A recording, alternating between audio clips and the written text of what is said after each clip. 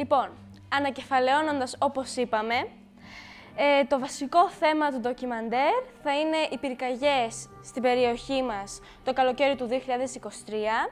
Θα πάρουμε λοιπόν τα ποδήλατα και θα μετακινηθούμε στο δάσος. Θα μιλήσουμε με ανθρώπους οι οποίοι είναι αυτόπτες μάρτυρες αυτών των πυρκαγιών. Η ζωή τους ήταν μέσα στο δάσος, να δούμε την ψυχολογική τους κατάσταση, το πώς ένιωσαν όταν είδαν τις περιουσίες τους να καταστρέφονται. Θα μαζέψουμε πληροφορίες και επειδή ο χρόνος είναι λίγος, πάμε να ετοιμαστούμε.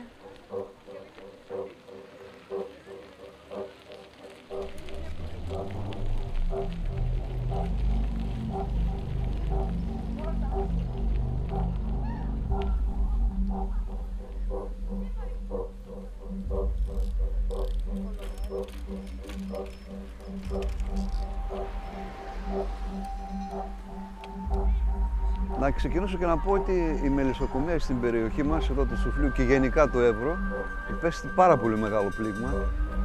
Οι φωτιές έκαναν πάρα πολύ μεγάλη καταστροφή.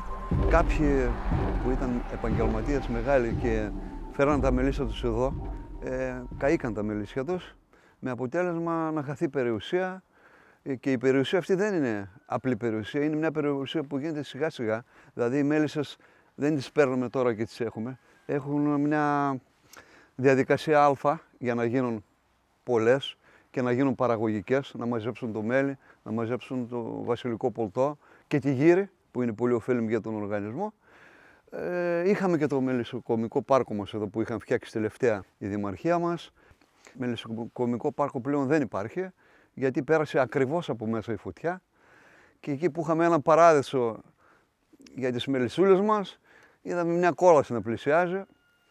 Οι μέλισσες, αυτές που γλιτώσαν, πρέπει αυτή τη στιγμή, αυτή την εποχή που είναι φθινόπωρο προς χειμώνα, να μαζέψουν κάποιες προμήθειες για να δημιουργήσουν καινούργια μελισσάκια για να μπορέσουν να ξεχειμωνιάσουν. Είναι πάρα πολύ δύσκολα τα πράγματα.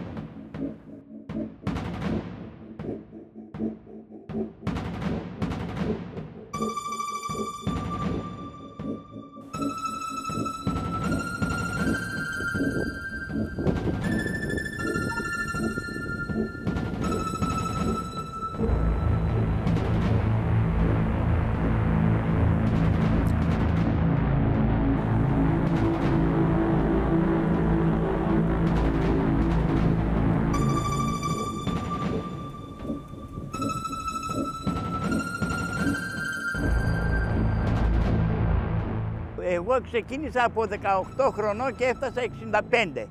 Δουλεύω τόσα χρόνια μέσα στο δάσος. Το δάσος το αγαπάμε περισσότερο από το κάθε τι.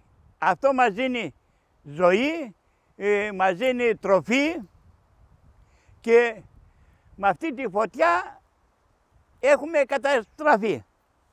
Οι δασεργάτες θα δουλέψουν 1-2 χρόνια. Μετά θα αναγκαστούν να αλλάξουν επάγγελμα, γιατί δεν θα υπάρχει δουλειά. Έχει καεί όλη η περιοχή. Όταν πήρε φωτιά, το μέλημα ήταν να κοιτάξουμε να μην καεί το χωριό. Δεύτερο μέλημα, κοιτάξαμε όσο μπορούσαμε να τη σβήσουμε. Αλλά ήταν τόσο δυνατή η φωτιά, έτρεχε με μεγάλη ταχύτητα, σε 3 ώρες από εδώ είχε πάει στον Κυρκά. Οπότε δεν μπορούσαν. Η πυροσβεστική έριξε όλο το βάρος για Αλεξανδρούπολη να μην καούν τα χωριά και οπότε εδώ ήταν μικρή δύναμη, οπότε γι' αυτό και μας πέρασε. Τώρα όταν βγαίνεις μέσα στο δάσος και βλέπεις αυτά τα καμένα και λες, βλέπεις ένα νεκροταφείο δέντρων. Σε πιάνει το παράπονο. Λες, γιατί να καίγουν. Κι όμως, κάηκαν.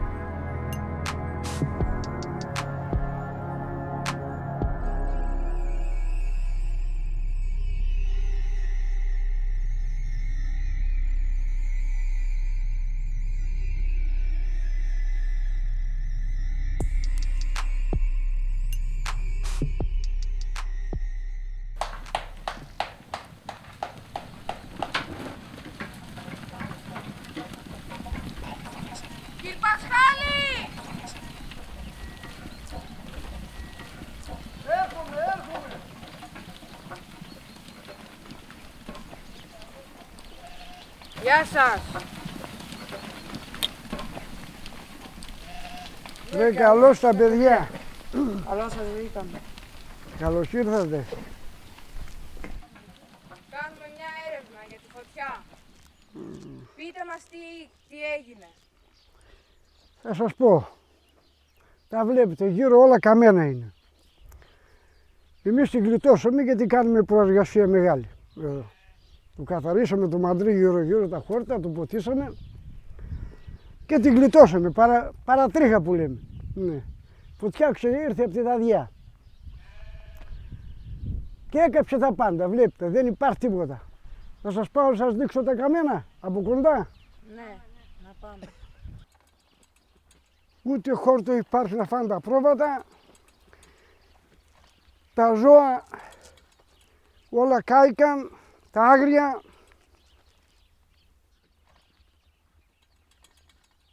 Αυτό που έγινε εδώ πέρα είναι ένα έγκλημα.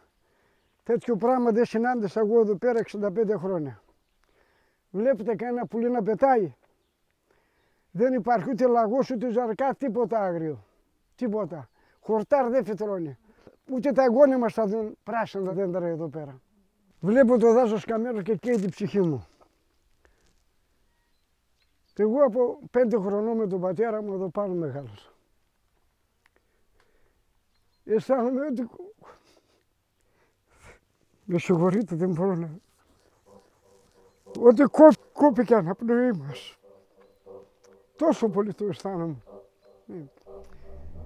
Τι να πω άλλο.